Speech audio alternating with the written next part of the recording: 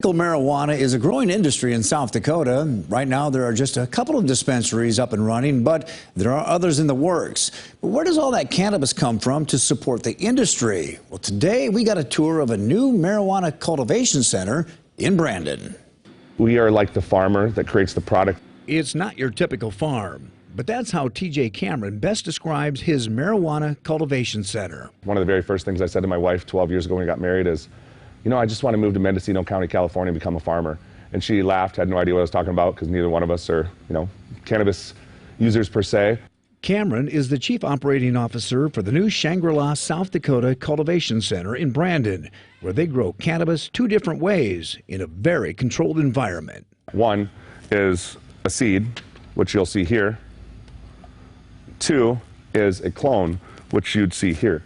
So clones are actually a clipping from a plant like this, where you can see it's been clipped in half, and then this grows new roots. From the lighting to the temperature, it all plays a role in the quality and potency of the product. It's much more complicated than it may seem, just planting a seed and growing a plant. There's a lot of things, especially under the medical regulations, that have been eye-opening to show the quality of product we're putting out when it's regulated like this versus being on the black market. Cameron has partnered with a company out of Missouri that owns a 21,000 square foot growing facility there, where he also works with a consultant. So I'm still learning every day.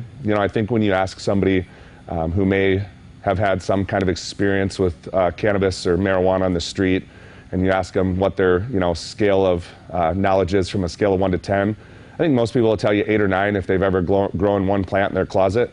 But I tell people I'm like a 2 or 3, and I mean that genuinely.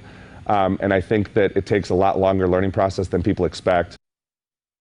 Now, before cannabis can be sold to a dispensary or a manufacturer, it has to go through a rigorous testing by the state licensed facility where they look for everything like foreign substances, mold, and other types of bacteria. So now that his cultivation center is set up, when can he start selling? Cameron says that he actually has a few long-term contracts already, and his first batch of cannabis will be delivered this week. Interesting stuff. Yep.